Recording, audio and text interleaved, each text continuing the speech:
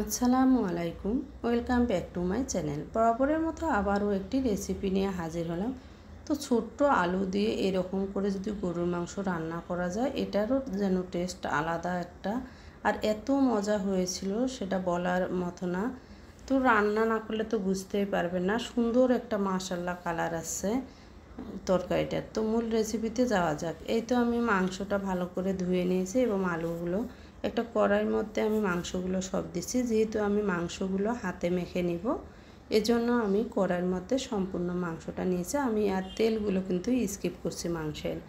তারপরে হচ্ছে পরিমাণ মতো লবণ দিয়ে দিলাম, তারপরে তেল দিলাম। এখন ভাজা জিরার গুঁড়ো দিয়ে দিলাম 1 চা চামচ, শুকনো মরিচের গুঁড়ো দিয়ে দিলাম 1 চা চামচ, হলুদ গুঁড়ো দিয়ে দিলাম 1/2 চা চামচ,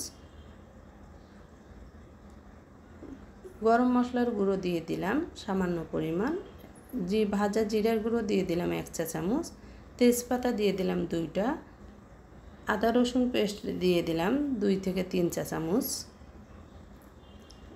সাদা এলাচ দিলাম 4টা, আর বড় এলাচ 1টা, আর দারুচিনির টুকরো 2টা। আর হচ্ছে আমি কিন্তু অফ ক্যামেরায় 1 কাপ পেঁয়াজ দিয়েছিলাম।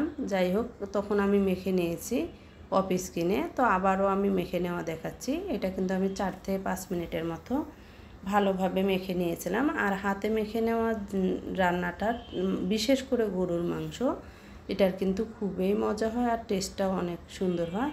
তো আমি এখন হাতে যে মশলাটা লেগেছিল সে হাত ধুয়ে পানি দিয়ে দিলাম। এখন কোনো পরিমাণে আমি পানি বেশি দেব না। এখন আমি একটা পাশে চুলা অন করে সেখানে বসিয়ে দিব। এই তো আমি বসিয়ে দিয়েছি।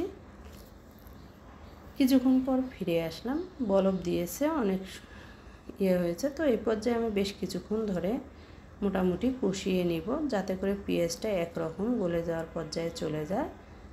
তো ইতিমধ্যে যারা আমার চ্যানেলটিকে সাবস্ক্রাইব করেছেন তাদেরকে তো অসংখ্য অসংখ্য ধন্যবাদ। আর যারা এখনও আমার চ্যানেলে সাবস্ক্রাইব করেনি, আমার চ্যানেলে নতুন, তো আমার ভিডিওগুলো যদি ভালো লেগে থাকে তাহলে তো অবশ্যই সাবস্ক্রাইব করবেন এবং বেল আইকনটি অন করে দেবেন, যাতে করে আমার ভিডিও সবার আগে আপনাদের কাছে পৌঁছে যায়।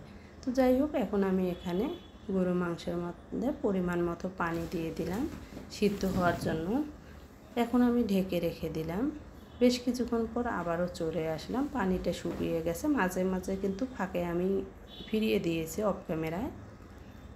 এখন বেশ কিছুক্ষণ ধরে আমি কিন্তু মাংসটা ভালোভাবে একটু কষিয়ে নেব। তো ভালোভাবে মাংসটা যখন কষানো হয়ে যাবে, এই পর্যায়ে কিন্তু আমি সিদ্ধ করে রাখা যে ছোট আলুগুলো সেগুলো দিয়ে দিচ্ছি। সিদ্ধ করিয়ে পরে আলুর খোসাগুলো আলাদা করতে আমার বেশি কষ্ট হয়নি। আর এত ছোট ছোট আলু কখন ছিলব, এই জন্য আমি এরকম করেছি, আগে সিদ্ধ করে আলুর খোসাটা আলাদা করেছি। তো বেশ কিছুক্ষণ ধরে আলু আর মাংসটা আবারও কিন্তু কষিয়ে নিচ্ছি। এই তো কষিয়ে এভাবে বেশ কিছুক্ষণ কষিয়ে নেওয়ার পরে আমি এখানে গরম পানি দিয়ে দিচ্ছি। তো আমি এখানে 2 কাপ গরম পানি দিয়ে দিব, বেশি দিব না, যেহেতু মাংসটা আগেই আমি সিদ্ধ করে নিয়েছি, আলুটাও সিদ্ধ করে নেওয়া। এজন্য আমি একটু, যাতে করে আলুটার ভেতরে মশলা ইয়েটা যায়, এর জন্য আমি একটু পানি দিলাম। এই পানিতে আমার কিন্তু আলুটা আরও একটু মশলা যাবে ভিতরে এবং ঝোলও থাকবে। তো এই তো আমার নেড়েচেড়ে নেওয়া হয়ে গেছে। এখন আমি এটা ঢেকে রেখে দেব। তো সাইডের মশলাগুলো যেগুলো লেগে আছে সেই মশলাগুলো চামচ দিয়ে আমি নিয়ে আসার চেষ্টা করতেছি। এই তো আমার নিয়ে আসা হয়ে গেছে, ঢেকে রেখে দিলাম। বেশ কিছুক্ষণ পর আবারও ফিরে আসলাম।